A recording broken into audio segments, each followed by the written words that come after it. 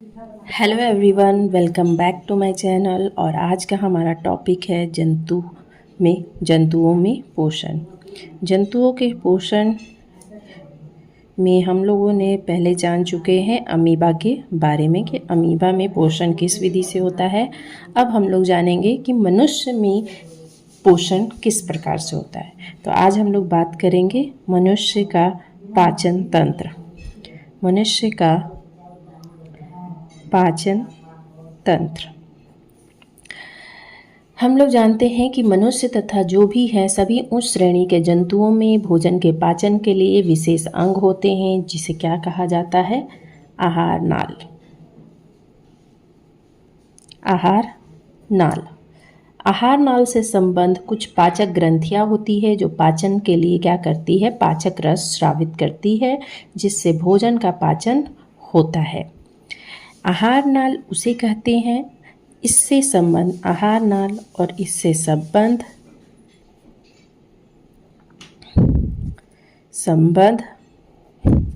पाचक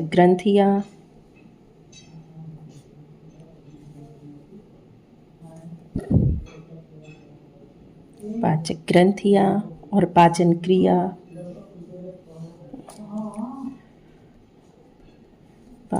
क्रिया, पाचन क्रिया मिलकर पाचन तंत्र का निर्माण करती हैं।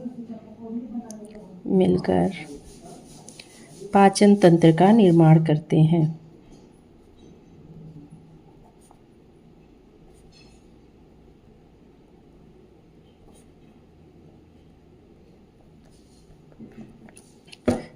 तो ये है। तो मनुष्य में क्या होता है कि इससे संबंध और पाचक ग्रंथियां और पाचन क्रिया मिलकर किसका निर्माण करते हैं? पाचन तंत्र। तो अब जानते हैं कि मनुष्य का आहार नाल कैसा है, जिसमें पाचन संबंधी सारी क्रियाएं होती हैं। तो मनुष्य का आहार नाल। मनुष्य का आहार नाल एक कुंडलित रचना है जिसकी लंबाई करीब 8 से 10 मीटर होती है। 8 से 10 मीटर होती है। यह मुख गुहा से शुरू होकर मल द्वार तक फैली रहती है। ये कहाँ से स्टार्ट होती है? मुख गुहा से शुरू होकर मल द्वार तक फैली रहती है। तो जो मुख गुहा है हमारा, मुख गुहा जो है वो आहार नाल का पहला भाग है, फर्स्ट भाग। ये ऊपरी तथा निचले जबड़े से घिरी हुई होती है। ऊपरी तथा निचले जबड़े से घिरी होती है। मुंह गुहा को बंद करने के लिए 2 ऊपर और नीचे मांसल होठ होते हैं। मुंह गुहा में जीभ और दांत होते हैं। जीभ जो होता है वो मुंह गुहा के फर्श पर स्थित एक मांसल रचना है, जिसका अगला सिरा स्वतंत्र और पिछला सिरा क्या होता है? फर्श से जुड़ा होता है। तो जीभ के बारे में अगर बात करते हैं तो जीभ कैसी रचना है? एक मांसल रचना है, जिसका अगला सिरा क्या होता है? स्वतंत्र होता है, और पिछला सिरा जो होता है वो फर्श से जुड़ा होता है। जीभ के ऊपरी सतह पर कई छोटे छोटे अंकुर लगे रहते हैं। छोटे छोटे अंकुर होते हैं जिन्हें क्या बोला जाता है? स्वाद कलियां। जिन्हें स्वाद कलियां बोला जाता है। स्वाद कलियां बोला जाता है। और इन्हीं स्वाद कलियों के द्वारा मनुष्य को भोजन के स्वादों का पता लगता है, जैसे कि भोजन कैसा है, मीठा है, खारा है, खट्टा है या कड़वा है आदि का ज्ञान होता है। जीभ अपनी गति द्वारा भोजन को निगलने में भी मदद करता है। तो जीभ का और क्या काम है? भोजन को निगलना।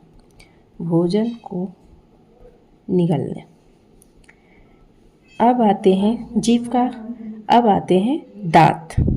जो दांत होते हैं वो हमारा मुख गुहा के ऊपरी तथा निचले जबड़े पर दांत व्यवस्थित होता है। प्रत्येक दांत क्या होता है? जबड़े के मसूड़े से, जबड़े के मसूड़े से में धंसा होता है, जुड़ा होता है। दांत का वह भाग जो मसूड़े में धंसा होता है वो जड़ कहलाता है, तथा जो वह भाग जो मसूड़े के ऊपर निकला होता है वो सिर या शिखर कहलाता है। जड़ तथा शिखर के बीच का भाग जो होता है वो गर्दन कहलाता है। प्रत्येक दांत के भीतर एक क्या होती है, मज्जा गुहा। तो सबसे पहले जाने कि जो दांत है वो कहाँ किससे जुड़ा रहता है, जबड़े के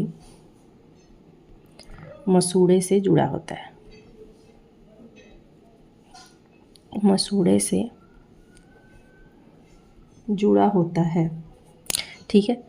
और जिसका जो धंसा हुआ आता है, मसूड़े में जो धंसा होता है वो क्या कहलाता है, हमारा जड़। और जो मसूड़े के ऊपर निकला होता है उसे क्या कहते हैं, सिर या फिर शिखर।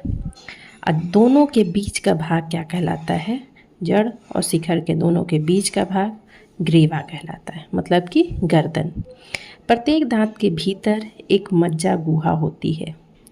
क्या होती है, मज्जा गुहा। इसके ऊपर दंतास्थि या डेंटाइन होती है। मज्जा गुहा के ऊपर ही क्या होता है, दंतास्थि, दंतास्थि, जिसे क्या बोला जाता है, डेंटाइन। जो दांत का अधिकांश भाग तैयार करती है, जो दांत है उसका अधिकांश भाग कौन तैयार करता है, तो दंतास्थि। यह हड्डी से भी अधिक कड़ी तथा पीले रंग की होती है। ये कैसा होता है, हड्डी से भी कड़ी तथा पीले रंग की होती है, ठीक है।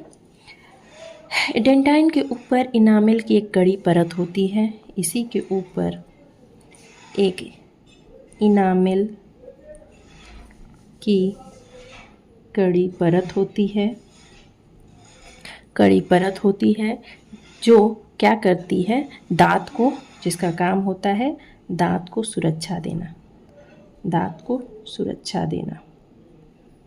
जो भी चीज़ पहली परत होती है वो किसी भी चीज़ को सुरक्षा ही प्रोवाइड कराती है। दांत भोजन को किस काम में आता है, तो काटने और चबाने के काम में आता है। सबको जानता है कि काटने और चबाने के काम में आता है, चबाने के काम में आता है। एक वयस्क मनुष्य के मुख गुहा में कुल कितने दांत होते हैं, तो 32 दांत होते हैं। दांत 4 प्रकार के होते हैं। दांत कितने प्रकार के होते हैं, तो 4 प्रकार। पहला होता है हमारा इंसाइजर,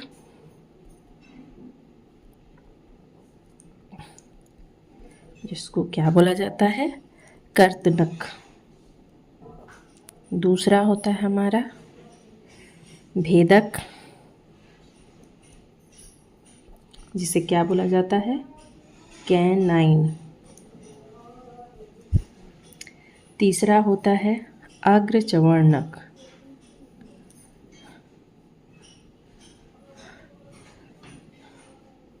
चवर्णक, जिसे क्या बोला जाता है, प्रीमोलर। फिर आता है चवर्णक, जिसे बोला जाता है मोलर। एक और चीज होती है दांत में, दंत अस्थि क्षय। दंत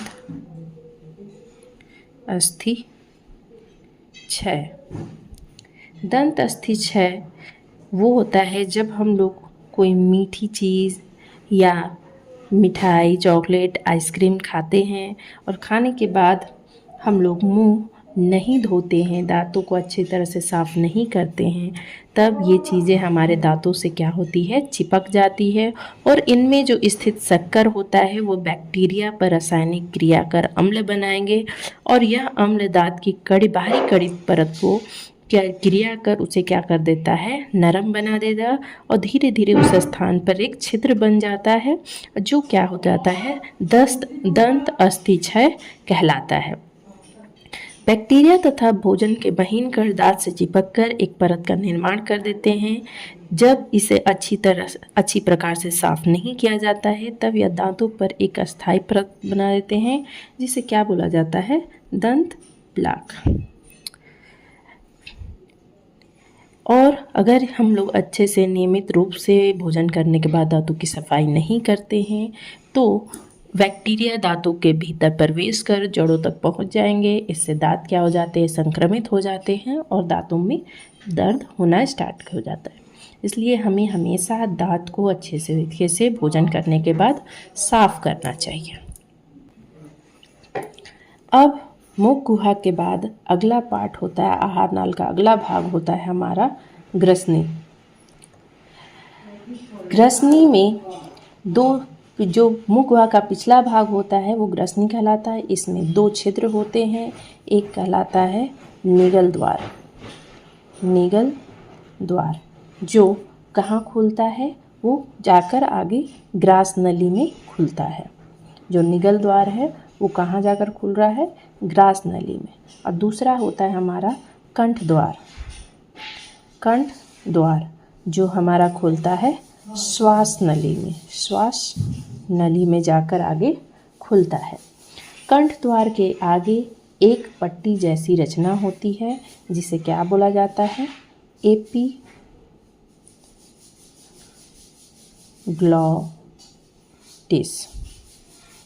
जो कंठ द्वार के आगे एक पट्टी जैसी रचना होगी जिसे क्या नाम दिया गया है? एपिग्लॉटिस।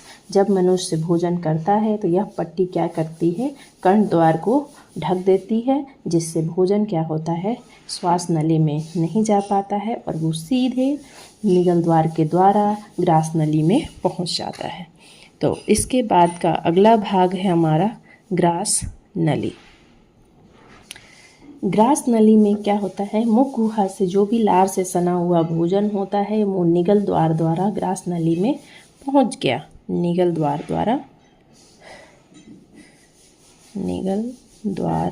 द्वारा भोजन कहाँ पहुंच गया? ग्रास नली में। ग्रास नली में अब वो भोजन पहुंच गया। भोजन के पहुंचते ही ग्रास नली की दीवार में तरंग की तरह संकुचन या सिकुड़न होती है और शिथिलन या फैलाव शुरू होता है, जिसे क्या बोला जाता है? क्रमाकुंचन। मतलब क्रमाकुंचन के माध्यम से अब जो भोजन होगा वो ग्रास नली से होते होते अब कहाँ पहुंच जाएगा? आमाशय में। आमाशय में। तो अगला भाग है ग्रास नली के बाद आमाशय। आमाशय कैसी है? तो यह एक चौड़ी थैली जैसी रचना है जो उदर गुहा के बाईं ओर से शुरू होकर अनुप्रस्थ दिशा में फैली रहती है। आमाशय का जो पहला भाग होता है उसे बोला जाता है कार्डियक। और जो पिछला भाग है उसे बोला जाता है पाइलोरिक भाग। इन दोनों के बीच के भाग को बोला जाता है फुंडिक भाग कहलाता है। आहार नाल के अन्य भागों की तरह आमाशय की जो भीतरी दीवार पर स्तंभाकार एपिथेलियम कोशिकाओं का स्तर होता है और इन्हीं स्तंभाकार स्तर पर कोशिकाओं का यह स्तर जो होता है वो जगह जगह से और अंदर धंसा रहता है। इन धंसे हुए भागों को बोला जाता है जठर ग्रंथि।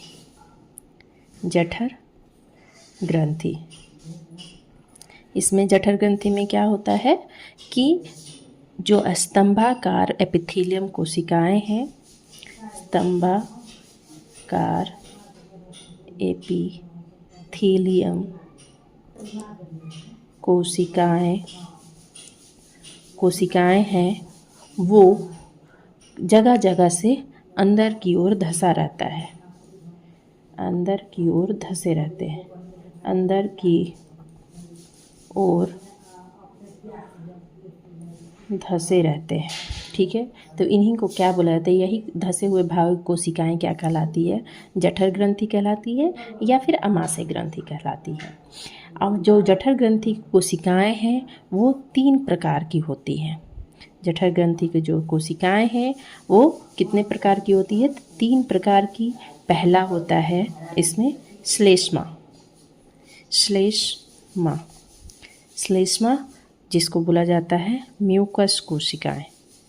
म्यूकस कोशिकाएं।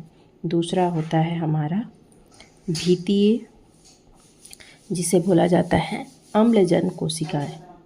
अम्लजन कोशिकाएं। तीसरा होता है हमारा मुख्य कोशिकाएं।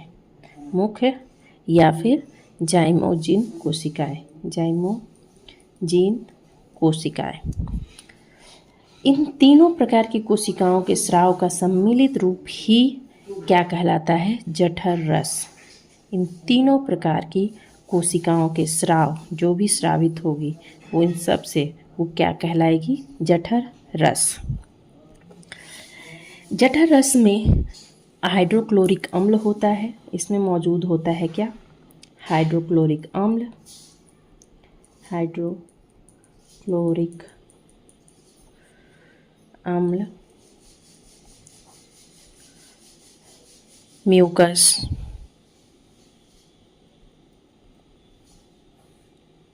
और निष्क्रिय पेप्सिनोजेन। निष्क्रिय पेप्सिनोजेन।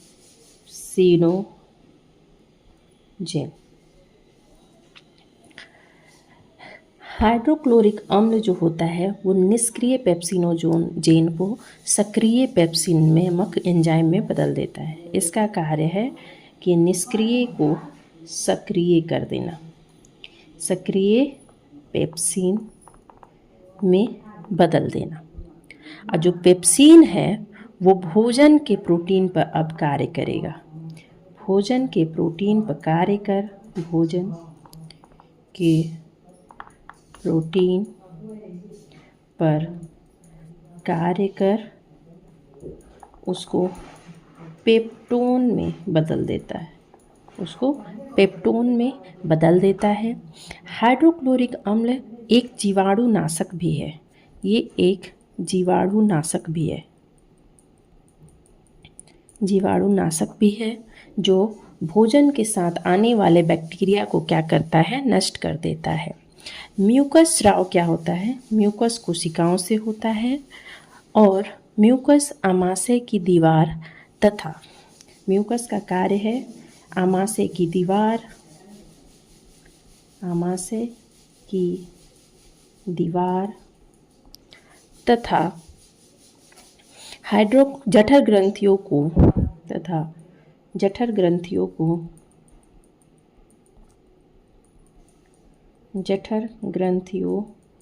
को हाइड्रोक्लोरिक अम्ल तथा एंजाइम पेप्सिन से सुरक्षित रखता है।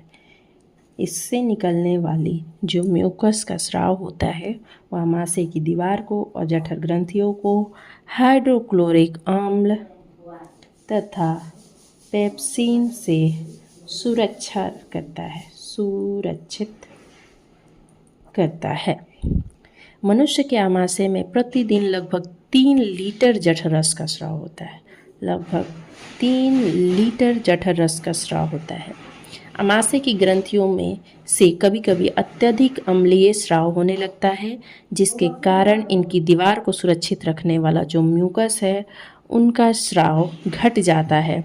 ऐसी स्थिति में आमाशय की दीवार की आंतरिक स्तर में कहीं कहीं गोलाकार और अंदर की ओर कुछ धंसा हुआ घाव हो जाता है।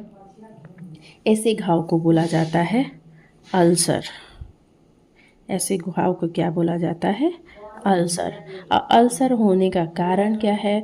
जो व्यक्ति ज़्यादा समय तक बिना भोजन के मतलब कि भूखे रह जाते हैं उन्हें पेप्टिक अल्सर होने की संभावना अधिक होती है। अब आता है कि आमाशय में प्रोटीन के अतिरिक्त भोजन के वसा का भी पाचन प्रारंभ हो जाता है। अब इसमें क्या हुआ? प्रोटीन तो जाने कि आमाशय में प्रोटीन का हुआ पाचन, सबसे पहला पाचन हुआ हमारा प्रोटीन का। अब किसका पाचन होने वाला है? तो वसा का। तो वसा का आंशिक पाचन एंजाइम गैस्ट्रिक लाइपेज के द्वारा होता है। अब यहाँ पर जो वसा का पाचन है वो गैस्ट्रिक लाइपेज के द्वारा होता है। यहाँ पर आंशिक पाचन होगा, पूर्ण पाचन नहीं हो रहा है। आमाशय में वसा का आंशिक पाचन हो रहा है, वो भी किस एंजाइम द्वारा, तो गैस्ट्रिक लाइपेज द्वारा। गैस्ट्रिक लाइपेज वसा को वसा अम्ल तथा ग्लिसरॉल में बदल देगा। इसको क्या करेंगे, वसा अम्ल तथा